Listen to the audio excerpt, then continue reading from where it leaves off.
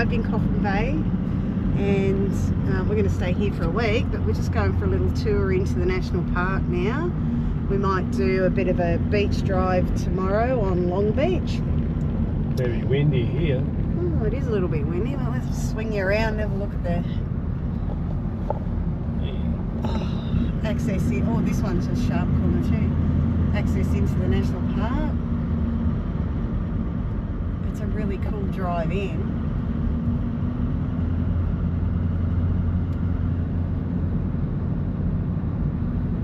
I don't know if I'd like to be camping out here with this wind. I don't know what kind of camping you can do. Heaps of cars. Not seeing any caravans out here. I don't think you can camp with caravans. You can't do any quicker than 40 because It's pretty windy. It's good though. Nice drive. Huh? Makes it a bit exciting. Middlewell. What is Middlewell? Probably need to stop and have a look.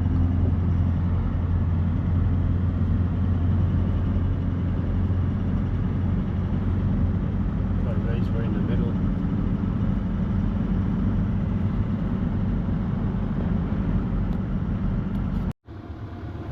So this is Coffin Bay Campground that we've come to in the Coffin Bay National Park.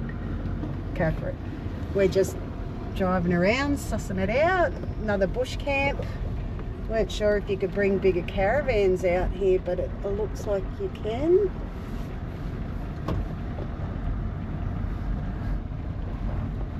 A little bit windier being right out on the point, I guess. Well, we're not right at the very end of the point. We're only part the way into the national park. Oh, yeah.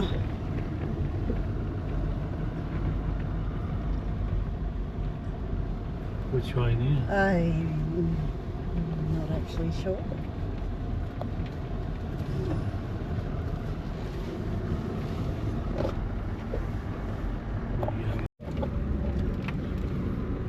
Haven't they?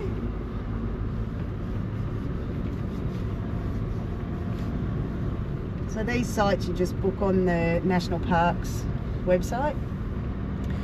There's no entry fee into the national park, but there's probably a $22 fee camping overnight. Pretty cool.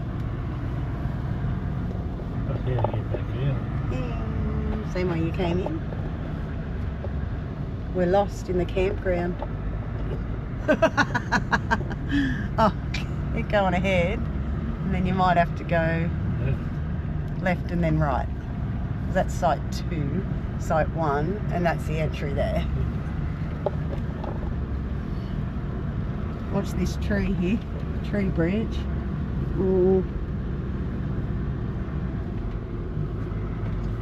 You go right. Is it?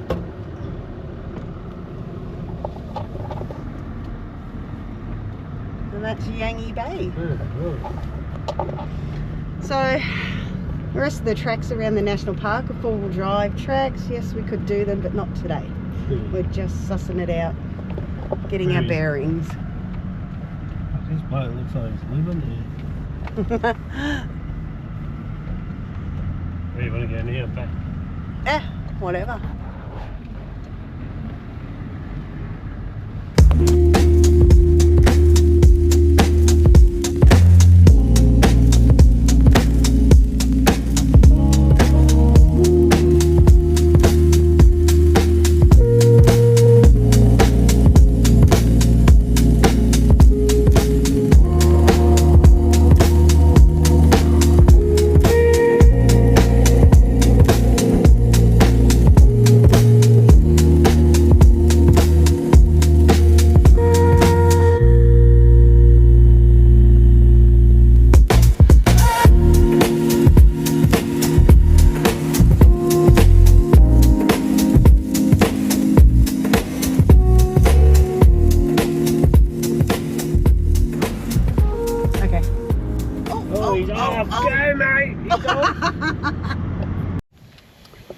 Well, we are at Long Beach at Coffin Bay. Johnny's just airing the tyres down so we can go on the beach and have some lunch.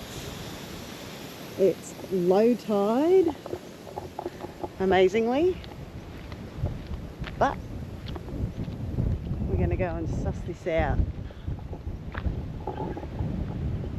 What a spot, eh?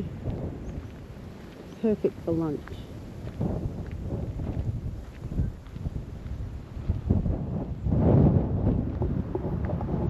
Hopefully we'll see some emus.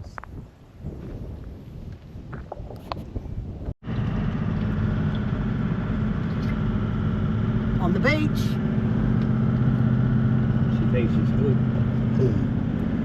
You can hold that if you like. Film it while we're doing this. I'm driving.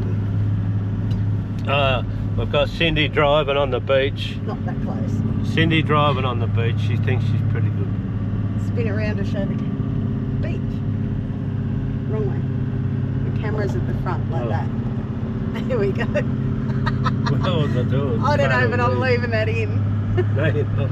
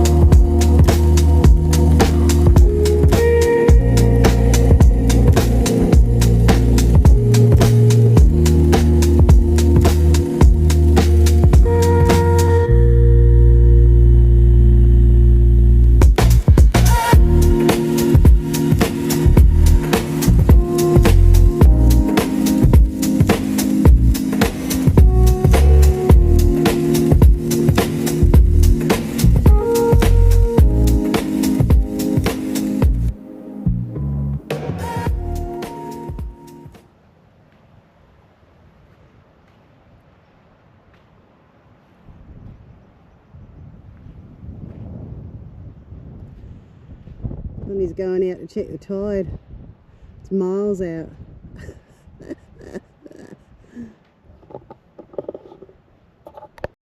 We actually just went into a pig farm out at, what was it?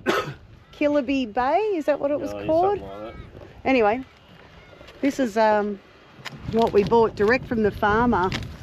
Some massive pork chops, some pork mince, and some smoked bacon. He butchers it all himself, so that'll be really tasty. And now we're going to have lunch. I think this could be the chicken. Right. It don't look like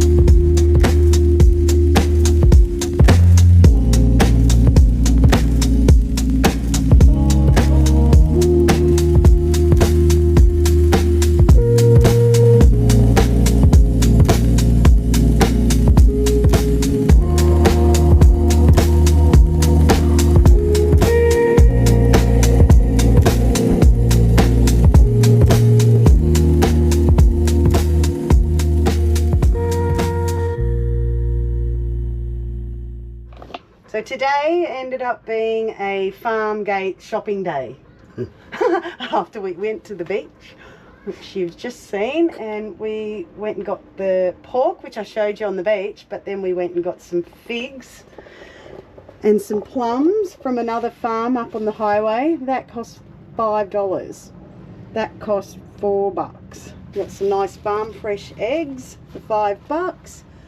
Some pickled mussels and smoked yellowfin kingfish, plus the pork from the farm gate. maybe. Unreal. We're so happy. That's a great haul. Pretty stoked.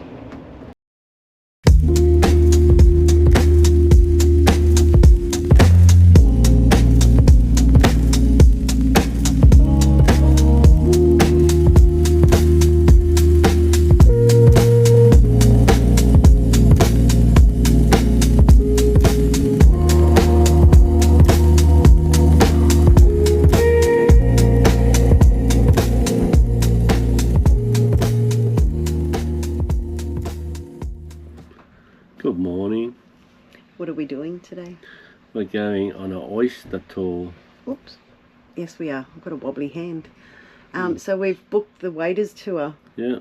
Where you jump on a boat and they take you out to the oyster lease farm and pop on a pair of waders, and we get to be educated on the oyster industry. Then we get to eat a dozen oysters each. Yeah. A couple of beers or wine. Well, you can have a beer and a wine as part of it, but we won't be doing that because it's only 9:30. Yeah. Bit early for me. But we'll definitely have our oysters for sure. So we're a little bit excited, and we'll show you what that looks like. Oh, have I said that we're in Coffin Bay? Coffin Bay. Yeah. He's been doing plenty of that, I can assure you. Yeah. All right, we'll show you what it's like when we get there. Bye.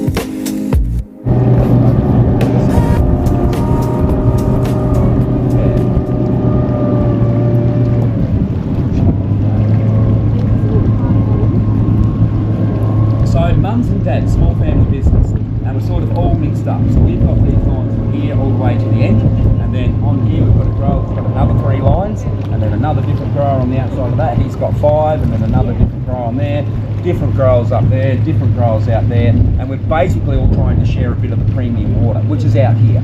So this is where the millions are made, and I'll explain in my talk why that's so. But yeah, and basically mums and dads, small family business, which is really cool. But we're entering a really interesting time because it is pretty much mums and dads, small family business, first generation. And what we're finding is the children of those mums and dads will do any job on the planet except become an oyster farmer.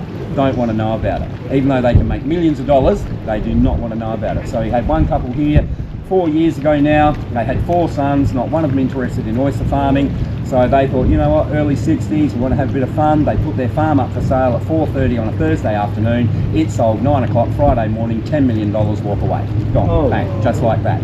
And basically, sounds like a lot of money, but they had 8.5 hectares. On that 8.5 hectares, they could turn over $6.5 million a year, no worries at all. The maximum expenditure, including fuel, wages, equipment, the whole lot, would be $1 million. So their sons could have walked away with $5.5 million a year, and they still don't want to do it. So yeah, it's yeah, and I mean, the parents have sort of bought it on themselves a bit because they do make a lot of money. So if they've got kids, what do? They go to the accountant and set it up as a family trust. So you make $500,000 a year, and you make $500,000 a year, and you make $500,000 a year. It does go into a trust, so most of those kids can't access it till they're about 30. But they know they've got $4 or $5 million in the bank that's just sitting there waiting for them gaining interest. So we have one lady that works on here. She hasn't even turned 21, and she just bought a house in the marina. Wow. So there you go, 21 years, not even 21. I think she turns 21 in March or something, but she's just bought a house in the marina. So that's the sort of the way that they, and good on them, the parents can do it, they can afford to, so yeah, why not? But yeah. So yeah, we'll see what happens in the next few years, because we do have one corporate company in town called Angel Oysters, which bought that farm off of that couple, and basically that time frame from when they found out it was for sale to 9 o'clock in the morning was virtually the time it took their lawyers and accountants to draw up a contract that would be ready to sign on Friday morning. And they put it on their desk and said, we'll give you $10 million for it, and they said, thank you, no worries, and just walked away. Wow. So yeah, and when you think about that, not bad considering back in the day they were just giving all this away, and the government was actually giving you money to set it all up, saying, hey, we got a bit of an idea, we might be able to get this oyster farming thing happening in Coffins. Oh, you want 500 grand to set your stuff up? There you go, you can have that interest free, pay us back whenever. So yeah, not a bad deal for them, that's for sure. So what's the difference between the oysters here and cow oysters? Our oysters, the water's a lot cleaner, and we get a lot more food, and so our oysters get a lot fatter a lot quicker. Right. So when you go through cow, they'll say, we've got the best oysters in South Australia. No, they haven't. It's an utter lie. They do not sell oysters to Germany, we do.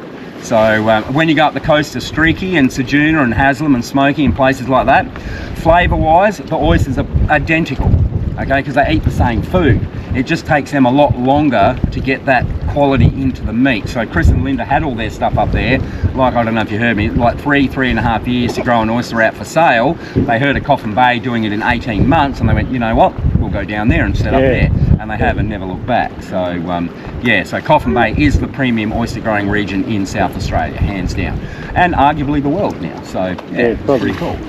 Yeah. About oysters, just about the water. How far down? They do. To feed, yep. Oh, right. Yep, and you'll notice, and it'll be in my talk, but you can look around now, you see there's oysters at all different heights. Yeah. Yep. So it is, and this is modern day oyster farming at its finest. It's just as important that oysters spend time out of the water as what it is to be in the water to make them a strong oyster. So that system that I showed you over here, like the flip farming one in New Zealand, they never ever spend time out of the water, forever in the water. So they grow and they get super fat and everything else, but they are only good for like a local market or a frozen market, because their shelf life is 48 hours in a refrigerated environment, and then they're looking for a drink and they'll die after that. Whereas these ones, over 10 days. Yeah, right. And it's even not sealing properly around here. So they put it through the machine a little bit too hard. They can turn the air pressure down to make it a bit gentler, but that's what most of it will be. You've cracked off that bit of shell, got it out here with the low tide, put it up on the lease, which is wrong. They should have dropped it to the bottom, and then it just dies. Once that water runs out, that's the end of the game. So, and that's what 99% of it is. Yeah, just that tiny bit of shell that snapped off. Yeah, but like I said, we have to go a certain speed to keep everything ticking along. So, yeah. Tumbling. Bubba go loving it.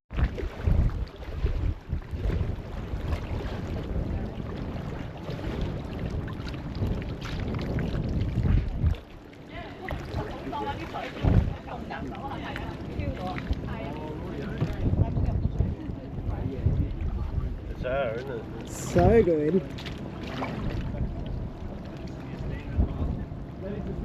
So yeah, some of them go in the water and a couple of them open up. Other ones open up. That must be how they get the fluid in, they open themselves up. What do you reckon?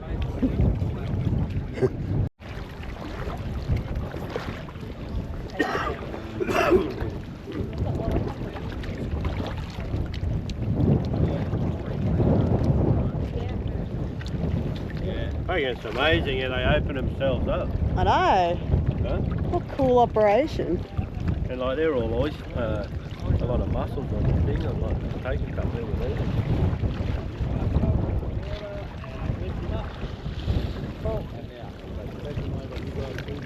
See how they open them up? Yeah. They open up, that's how they take the fluid in. Because they need to, what, dry out as well as Yeah. be under the water. Some of them haven't even got anything in them.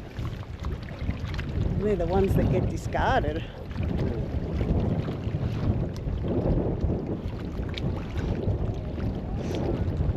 Such a cool thing.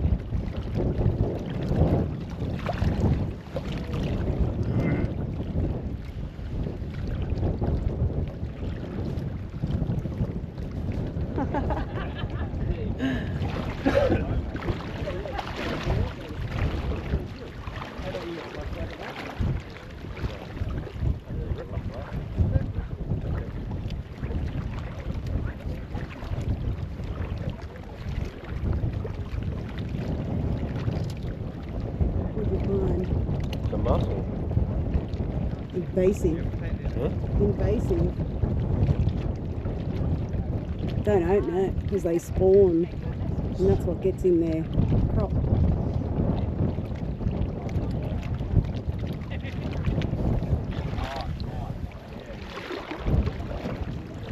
Wouldn't want to fall over with these ones, you fill up water. They are difficult to navigate. Yeah. They're alright, but at least you're dry. Yeah, exactly. You know? And he just had a size big enough.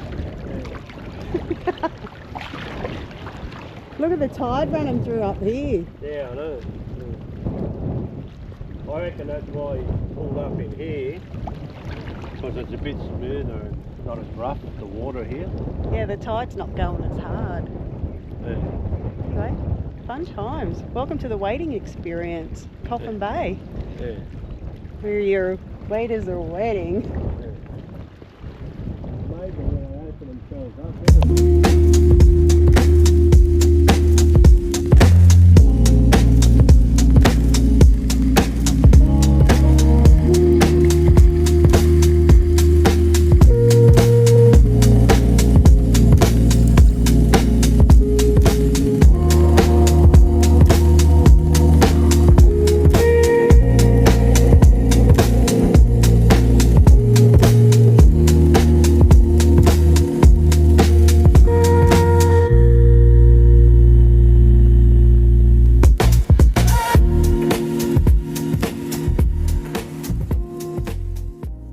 It's so nice out here. What do you think of your oysters? beautiful. They were sensational. So nice. Feel like another. They've given us these jump ship drinks on board. What was your beer like? Johnny, Hey? what was your beer like? Shit. Still drinking it. Still trying to get it down. I had a ginger beer and they're called, yeah, Jump Ship. It is a bit hard to get down. They're made in Port Lincoln Brewery. Anyway, we are just leaving the leases now, and that was an awesome experience. We learnt so much. Yeah, I didn't know it got open and like that. Fantastic. So if ever you're out this way, Coffin Bay, spend the money, do the experience. This is so worth it. Isn't it, Johnny? Yep. Yep. Man, a few words. I'm just enjoying the scenery, looking on the bottom. Looking on the bottom, yeah, it's pretty shallow. Yeah, very shallow.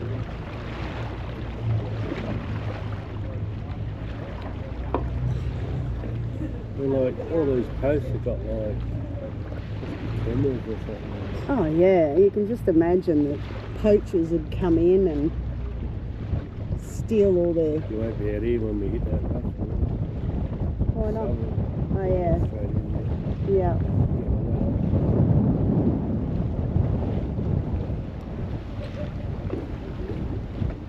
Brilliant. So worth it.